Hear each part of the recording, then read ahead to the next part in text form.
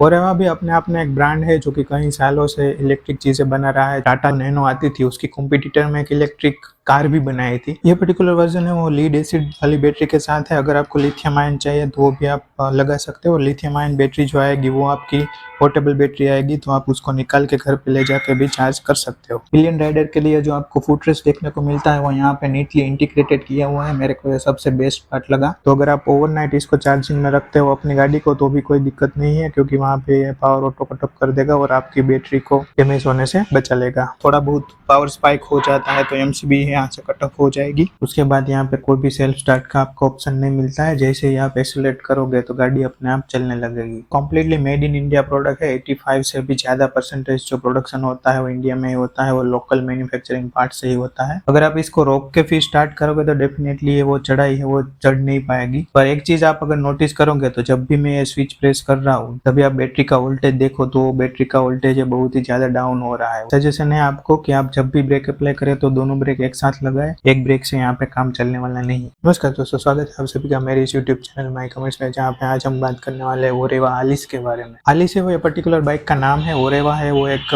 Brand का नाम है, कंपनी का नाम। ओरेवा अगर हम ब्रांड के बारे में बात करें तो ओरेवा पर्टिकुलर ब्रांड है वो अजंता ग्रुप ऑफ कंपनीज के अंडर में ही आता है, जो कि कम्प्लीटली गुजरात में एस्टेब्लिश हुई है और इसके सारे के सारे प्लांट है वो भी आपको गुजरात में देखने को मिलते हैं। अजंता के अगर हम प्रोडक्शन लाइन के बारे में बात करें तो अजंता है वो हैवी मशीनरीज बनाता है, उसके साथ कंस्ट्रक्शन मटेरियल के लिए भी कई सारी चीजें बनाता है, ट्रांसपोर्टेशन में भी उसका अच्छा खासा नाम है। और अगर हम ओरेवा के बारे में बात करें तो ओरेवा उसका एक पार्ट है जो कि सभी के सभी इलेक्ट्रिक चीजें बनाता है। ओरेवा भी अपने आप में एक ब्रांड है जो कि कई सालों से इलेक्ट्रिक चीजें बना रहा है, जैसे कि लाइटिंग्स हो गई, फिर सीलिंग फैंस हो गए, फिर होम अप्लायंसेस के कई सारे चीजें हो गई, जैसे कि वॉशिंग मशीन है, फिर वाटर हीटर है, ऐसी कई सारी इलेक्ट्रिक चीजें बनाता है। ये पर्टिकुलर जो बाइक आप देख रहे हो ई स्कूटर के नाम पे, तो ये ई स्कूटर भी पिछले 15-20 सालों से बनाते आ रहे हैं। ये कोई भी नया स्कूटर नहीं है। हालांकि अभी रिसेंटली ईवी ने जो इंडियन मार्केट में क्रेज जो है वो दिखाया है अपना, तो उसके हिसाब से ये पर्टिकुलर ईवी है वो आज के टाइम पे फेमस हुई है। अदरवाइज ये सेम प्रोडक्ट आपको पिछले 15-20 साल से देखने को मिलता है, हालांकि अभी काफी अपग्रेड हो चुका है। ओरेवा की अगर हम व्हीकल में ही कैटेगरीज के बारे में बात करें तो ओरेवा बेसिकली तो इलेक्ट्रिक व्हीकल ही बनाता है। इसके साथ ही इन लोगों ने कई सारे इलेक्ट्रिक रिक्शा भी बनाई है जो कि स्पेशली लोड कैरिंग कैपेसिटी के लिए यूज में होती है। उसके साथ साथ ये इलेक्ट्रिक बाइक भी बनाता है। इसमें भी आपको 3-4 तरह के मॉडल देखने को मिल जाएंगे। और उसके साथ साथ उन लोगों ने 15-20 साल पहले एक टाटा नैनो आती थी, उसकी कॉम्पिटिटर में एक इलेक्ट्रिक कार भी बनाई थी, जो कि आप अगर थोड़ा बहुत इंटरनेट सर्च करोगे तो आपको देखने को मिल जाएगा। इसके साथ साथ आपको कौन कौन से इलेक्ट्रिक व्हीकल है ओरेवा के नाम पे देखने को मिल जाते हैं। तो पर्टिकुलर इलेक्ट्रिक कार है उसकी भी अच्छी खासी स्टोरी है, तो आप अगर एक बार जाके देखोगे तो आपको समझ में आ जाएगा कि वो कैसा डेवलपमेंट करते हैं। अभी के लिए हम उस सभी चीज़ों को साइड में रखते हैं और बात कर लेते हैं कि आपको ओरेवा आलिस के साथ क्या क्या चीज़ें देखने को मिल जाती है और आपको ये गाड़ी लेनी चाहिए कि नहीं। अगर ये पूरा वीडियो आप देखोगे तो आपको डेफिनेटली पता चल जाएगा कि ये पर्टिकुलर गाड़ी है वो किस टाइप की यूज़ के लिए है और किन लोगों को ये गाड़ी लेनी चाहिए। तो चलिए मैं आपको ले चलता हूँ कि क्या कुछ ये ऑफर करती है अपने फीचर के साथ और क्या क्या क्वालिटी मटेरियल और वो सभी चीज़ें यहाँ पे आपको देखने को मिलती है। अगर हम इसके फ्रंट लुक के बारे में बात करें तो यहाँ पे आपको कुछ ऐसा सा फ्रंट लुक मिलता है। यहाँ पे आपको कम्प्लीटली एलईडी यूनिट दिया गया है। पर्टिकुलर जो लैंप है वो एलईडी का है। हालांकि जो रिफ्लेक्टर डिजाइन किया हुआ है वो हेलोजन के मुकाबले डिजाइन किया हुआ है, पर फिर भी एलईडी का थ्रो अच्छा खासा है। यहाँ पे आप देखो तो रियर व्यू मिरर दिया गया है, वो कम्प्लीटली आपको बॉडी कलर ही मिलेगा। उसके साथ साथ रियर व्यू मिरर में ही आपको यहाँ पे इंडिकेटर का प्लेसमेंट मिल जाता है। यहाँ पे एक छोटी सी एलईडी लाइट दी गई है जो कि रेड लाइट काम करेगी और वो अब जब भी आपकी हेडलाइट ऑन होगी तभी यहाँ पे वो रेड एलईडी है वो चलने वाली है। उसके बाद ये पर्टिकुलर प्लास्टिक के बारे में बात करें तो यहाँ पे आपको कोई भी चीज़ मेटल की नहीं मिलती है। कम्प्लीटली सभी के सभी चीज़ प्लास्टिक में ही दी गई है। प्लास्टिक है वो काफ़ी अच्छा प्लास्टिक यूज़ किया गया है इंडियन कंडीशन के हिसाब से, और आपको कोई भी वेदर में प्लास्टिक कोई भी तरह का इश्यू करने वाला नहीं है। फिर अगर हम यहाँ पे आए तो यहाँ पे अगेन जो इंडिकेटर है वो आपको देखने को मिल जाता है। ये भी इंडिकेटर है और वो मैंने जो बताया आपको जो रियर व्यू मिरर में आते हैं वो भी एज ए इंडिकेटर का ही काम करेंगे। फिर यहाँ पे आप देखो तो यहाँ पे भी आपको प्लास्टिक का कम्प्लीटली मडगार्ड दिया गया है, कोई भी मेटल की चीज़ यहाँ पे इस्तेमाल नहीं की गई हुई है। फिर अगर हम टायर साइज की बात करें तो यहाँ पे आपको अलॉय व्हील दिया जाता है और टायर की जो डिज़ाइन है वो आपको ड्यूल टोन का अलॉय व्हील दिया जाता है। उसके साथ साथ अगर हम इस टायर साइज के बारे में बात करें तो आप यहाँ पे देख सकते हो कि 1990 12 इंच का टायर आपको देखने को मिल जाता है। ये जो पर्टिकुलर टायर है वो आपको ट्यूबलेस टायर देखने को मिल जाता है। अगर यहाँ पे आप देखो तो यहाँ पे आपको टेलीस्कोपिक सस्पेंशन दिए जाते हैं तो वो काफी अच्छा शॉक एब्जॉर्ब कर लेते हैं और नॉर्मल बाइक में हमने जो देखा है टेलीस्कोपिक सस्पेंशन, वैसा ही सस्पेंशन आपको यहाँ पे भी मिलता है। ये पर्टिकुलर आप चीज देख रहे हो तो यहाँ पे आपको 110 mm की ड्रम ब्रेक दी गई है, तो आगे वाले व्हील की जो ब्रेक है वो यहीं से हैंडल होने वाली है। फिर अगर हम साइड लुक के बारे में बात करें तो यहाँ पे आपको कुछ ऐसा साइड लुक देखने को मिलता है। यहाँ पे आप देखो तो कम्प्लीटली आपको 160 mm का ग्राउंड क्लियरेंस मिलता है, तो गाड़ी नीचे से लगेगी ऐसा भी आपके साथ कभी होने वाला नहीं है। और इसकी वेटर राइडिंग कैपेसिटी है वो 1 फीट तक की आप मिलती है, तो जब 1 फीट तक का आप कहीं पे भी पानी हो और वहां से निकलना हो तो इसके साथ कोई भी प्रॉब्लम नहीं होने वाला है। उससे ज्यादा पानी है तो वहां से नहीं निकाले तो ही अच्छा रहेगा। उसके बाद अगर हम रियर टायर के बारे में बात करें तो यहाँ पे आपको कुछ ऐसा सा रियर टायर देखने को मिलता है। यहाँ पे आपको दोनों साइड रियर टायर में सारी गार्ड देखने को मिलता है। वो सारी गार्ड भी स्पेशल इंडियन रोड कंडीशन के हिसाब से ही बनाया हुआ है। पीछे जो पिलियन बैठने वाला है वो अगर साड़ी पहन के बैठता है तो वहाँ पे भी आपको कोई भी शिकायत नहीं होने वाली है। यहाँ पे अगर आप देख पा रहे हो तो यहाँ पे थोड़ा एक्सपोज बीट देखने को मिलता है, वो इसकी एक्चुअल में बैटरी है। बैटरी में मैं आपको बताना भूल गया कि यहाँ पे आप जो स्टिकर देख रहे हो lithium ion and lead acid both batteries can be use, ये पर्टिकुलर चीज दिखा रही है कि इसके साथ आप लिथियम आयन में भी जा सकते हो और लीड एसिड के साथ में जा सकते। ये पर्टिकुलर वर्जन है वो लीड एसिड वाली बैटरी के साथ है। अगर आपको लिथियम आयन चाहिए तो वो भी आप लगा सकते हो। लिथियम आयन बैटरी जो आएगी वो आपकी पोर्टेबल बैटरी आएगी, तो आप उसको निकाल के घर पे ले जाके भी चार्ज कर सकते हो। रियर टायर के साथ आपको यहाँ पे जो सस्पेंशन मिलते हैं वो डेफिनेटली आपको ड्यूल शॉक एब्जॉर्बर मिलते हैं। हालांकि हाइड्रोलिक टाइप के है तो उतने अच्छे कैपेबल नहीं है यहाँ पे वो गड्ढों को हैंडल करने के लिए। उसके साथ साथ यहाँ पे आपको जो रियर में जो ब्रेक मिलती है वो भी 110 mm का ही आपको ड्रम ब्रेक देखने को मिलता है। उसके साथ यहाँ पे जो मोटर लगी हुई है वो आपको डीसी ब्रशलेस मोटर मिलती है जो कि आपके रियर टायर को डायरेक्टली पावर पहुंचाती है। उसके बाद अगर हम रियर लुक के बारे में बात करें तो रियर में भी आपको कन्वेंशनल सभी जगह पे आपको हेलोजन ही मिलता है। यहाँ पे हेलोजन टेल लाइट और इंडिकेटर का प्लेसमेंट वो भी हेलोजन में मिलता है। एक कन्वेंशनल लुक की बाइक है, आपको कहीं से भी लगेगी नहीं कि एक इलेक्ट्रिक बाइक है। आप रियर से देखो या फिर फ्रंट से देखो आपको एक रेगुलर जैसी स्कूटर आती है वैसे स्कूटर लगने वाली है। यहाँ पे आप देखो तो नंबर प्लेट की कोई भी रिक्वायरमेंट नहीं है, तो यहाँ पे आपको जो ओरेवा आलिस का जो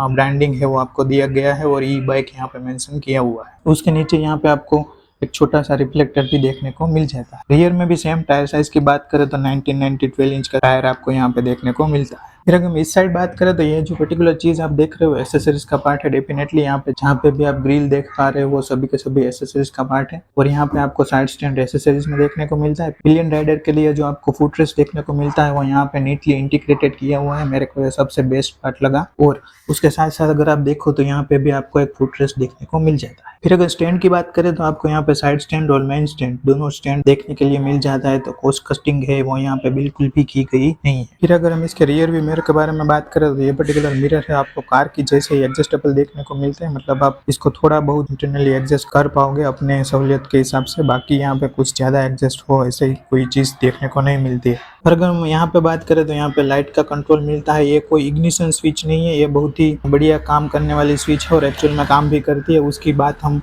ड्राइव करते वक्त करेंगे कि ये स्विच पर्टिकुलर है उसका क्या मतलब है। उसके बाद इस साइड आप देखो तो यहाँ पे हाई बीम लो बीम का प्लेसमेंट आपको देखने को मिल जाता है। उसके साथ साथ यहाँ पे आपको टर्न इंडिकेटर का भी प्लेसमेंट देखने को मिलता है। यहाँ पे आपको ऑन की स्विच डेफिनेटली देखने को मिल जाती है। यहाँ पे आप देखो तो यहाँ पे आपको एक यूएसबी चार्जिंग पॉइंट भी दिया गया है, जाके आप अपना कोई भी चीज है वो चार्ज करना चाहो तो यहाँ से हो सकती है। यहाँ पे आपको हुक देखने को मिलता है, छोटी मोटी ग्रोसरी और वगैरह कुछ आपको वो करना है तो यहाँ पे से कर सकते हो। यहाँ पे आपको इग्निशन स्विच देखने को मिलती है, यहाँ पे ही लॉक का है। और अगर आपको बूट एक्सेस करना है तो वो यहाँ से नहीं होगा, उसके लिए आपको यहाँ पे की होल दिया गया है, तो यहाँ ही चाबी लगा के आपको बूट एक्सेस करना पड़ेगा। अगर हम इस साइड बात करें तो यहाँ पे आपको 2 हुक दिया गया है जो कि यहाँ पे आप अपना कुछ थोड़ा बहुत सामान है वो हैंग कर पाओ। उसके साथ साथ यहाँ पे आपको देखने को मिलता है वो इसका चार्जर देखने को यहाँ पे आपको मिलता है।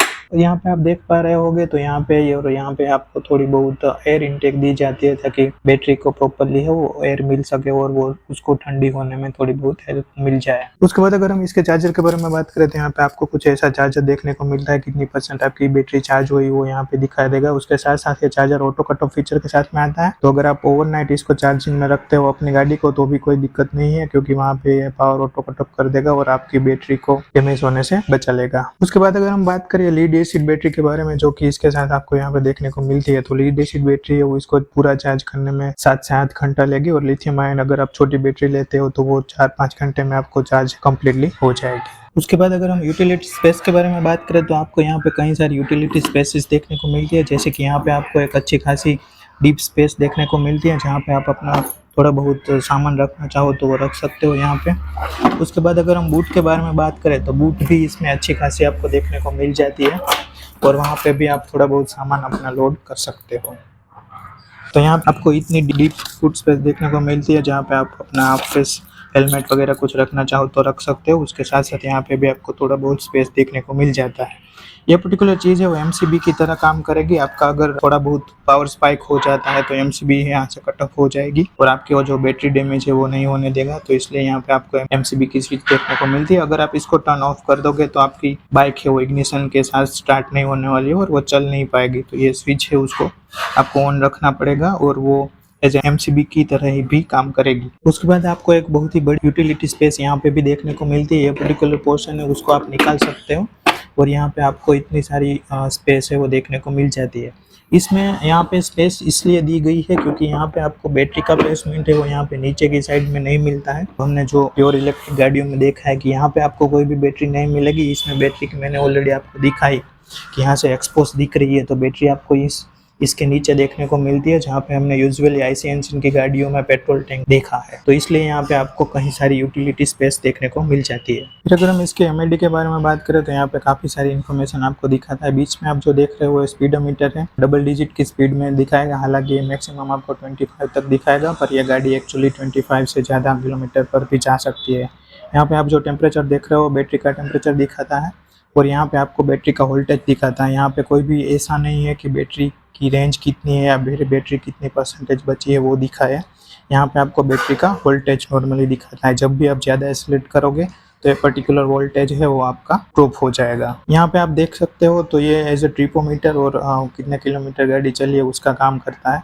हालांकि अभी चल नहीं रही है तो ऑटोमेटिकली रीसेट होकर 0 पे आ जाता है। तो बहुत सारी इन्फॉर्मेशन नहीं है, पर आपको जो चाहिए वो सभी इन्फॉर्मेशन यहाँ पे आपको देखने को मिल जाती है। उसके बाद अगर हम फिट एंड फिनिश के बारे में बात करें तो यहाँ पे फिट एंड फिनिश में आपको कोई भी शिकायत महसूस नहीं होने वाली है। इस प्राइस पॉइंट के हिसाब से फिट एंड फिनिश आप देखोगे तो सभी जगह पे प्रॉपर फिट एंड फिनिश ही देखने को मिलती है। उसके साथ साथ मटेरियल क्वालिटी के बारे में बात करें तो स्पेसिफिक स्विच गियर कह लो या फिर आप लीवर कह लो या फिर ब्रेक पेडल की बात करें, कोई भी बटन को प्रेस करने का जो फील एंड फीडबैक है वो भी आप अगर देखो तो वहाँ पे भी कोई भी शिकायत आप महसूस नहीं कर पाओगे। अगर हम इसके की के बारे में बात करें तो यहाँ पे आपको ऐसी कुछ प्रीमियम की देखने को मिल जाती है जो कि ओरेवा की तरफ से ही आती है और देखने में काफ़ी अच्छी यहाँ पे आपको ये की दिखने वाली है। ओके, तो अभी बात कर लेते हैं कि ड्राइव करते वक्त ओरेवा आलिस हमें कैसी फील होती है। तो यहाँ पे आपको ड्राइव करने वक्त कुछ नहीं करना है, सिर्फ और सिर्फ इसकी जो की है उसका इग्निशन ऑन करना है। उसके बाद यहाँ पे कोई भी सेल्फ स्टार्ट का आपको ऑप्शन नहीं मिलता है। जैसे ही आप एक्सीलरेट करोगे तो गाड़ी अपने आप चलने लगेगी। सबसे पहले मैं आपको बता दूं कि मैंने यहाँ पे कोई भी राइडिंग गियर्स नहीं पहने हुए हैं क्योंकि ये पर्टिकुलर ई स्कूटर है वो बहुत ही स्लो स्पीड पे चलने वाला है। मैंने मेरा हेलमेट ऑलरेडी पहन रखा है और यहाँ पे राइडिंग गियर की कोई खास जरूरत नहीं है और ये लाइसेंस वाला स्कूटर भी नहीं है, तो इसलिए मैंने मेरी सेफ्टी ध्यान में रखते हुए यहाँ पे राइडिंग गियर्स की जरूरत नहीं समझी, तो मैंने नहीं पहने हुए हैं। उसके बाद बात करें तो पहले मैं आपको यहाँ पे बता दूं कि इसकी जो लोड कैरिंग कैपेसिटी है वो आपको 130 किलोग्राम तक की मिलती है। आप 150 किलोग्राम तक भी एक्सटेंड कर सकते हैं। उससे ज्यादा अगर लोड होगा तो ये गाड़ी चलने वाली नहीं है या फिर बहुत ही धीरे धीरे से चलेगी। तो आप जब भी इसको चलाते हो, जब भी आपको 2 पैसेंजर को कैरी करना है इस पे, तो आप थोड़ा ध्यान रखिएगा कि अगर वेट उससे ज्यादा चला जाता है तो फिर ये आपको चलने में डेफिनेटली दिक्कत कराएगी। ओरेवा आलिस आपको बेसिकली 4 कलर ऑप्शंस में मिल जाती है, white, red, black and blue. ये चारों में से आपको जो भी कलर पसंद आए उसके साथ आप जा सकते हो। Completely made in India product है। 85 से भी ज्यादा परसेंटेज जो प्रोडक्शन होता है वो इंडिया में ही होता है, वो लोकल मैन्युफैक्चरिंग पार्ट से ही होता है। और इसकी जो चेसिस आती है उसको ये लोग हैवी ड्यूटी चेसिस बोलते हैं, मतलब कि बहुत ही स्ट्रॉन्ग चेसिस है। आप इसके साथ अच्छा खासा लोड भी कैरी कर सकते हो। उसके साथ साथ आप अगर बड़े गड्ढों में से निकालोगे या फिर कोई सडन गड्ढा आ जाता है तो आपकी जो चेसिस है वो टूट फूट जाए या फिर कोई भी पार्ट है वो ब्रोकन हो जाए तो ऐसी कोई आपको नौबत आने वाली नहीं है, तो आप इसको बिंदासली चला सकते हो। उसके बाद मैंने इसको चलाने में एक चीज नोटिस की है, आप इसको अगर बहुत ही ज्यादा चढ़ाई है वहां पे अगर ले जाओगे तो ये डेफिनेटली उतनी कैपेबल नहीं है कि वो ज्यादा चढ़ाई है उसको इजीली चढ़ सके। ये जब आप चढ़ाने वाली सड़कों पर इसको ले जाओगे तो डेफिनेटली अपनी स्पीड है वो बहुत ही लो कर देने वाली है। आप अगर ऐसे रास्तों पे चलना चाहते हो जहाँ पे आपको ज्यादातर फ्लाईओवर फेस करने हैं तो डेफिनेटली इसके साथ मत जाइए। अगर आप इसको रोक के फिर स्टार्ट करोगे तो डेफिनेटली ये वो चढ़ाई है वो चढ़ नहीं पाएगी। पर अगर मोमेंटम के साथ आते हो और मोमेंटम बना रहेगा तो फिर आपको थोड़ी थोड़ी स्लो स्पीड में भी आपको वो पर्टिकुलर चढ़ाई है उसको ये चढ़ जाएगी। तो वहां पे डेफिनेटली बहुत ही आपको ध्यान रखना पड़ेगा। और मैं मानता हूँ कि अगर आपकी डेली रूटीन ही कुछ ऐसी सड़कों पे है जहाँ पे आपको बार बार चढ़ाई का सामना करना पड़ रहा है तो फिर आपके लिए प्रोडक्ट डेफिनेटली नहीं है। इसका कुछ स्पेसिफिकेशन है जिसमें बताया गया है कि ये 20 डिग्री तक की जो चढ़ाई होती है वहां पे इजीली चढ़ जाएगी। अगर उससे ज्यादा है तो फिर यहाँ पे आपको ये परेशानी देने वाली है। चढ़ाई के साथ साथ मैंने एक और चीज नोटिस की थी कि अगर इसकी जो बैटरी है वो कम हो जाती है, मतलब बैटरी वो मान लो कि 10 से 20%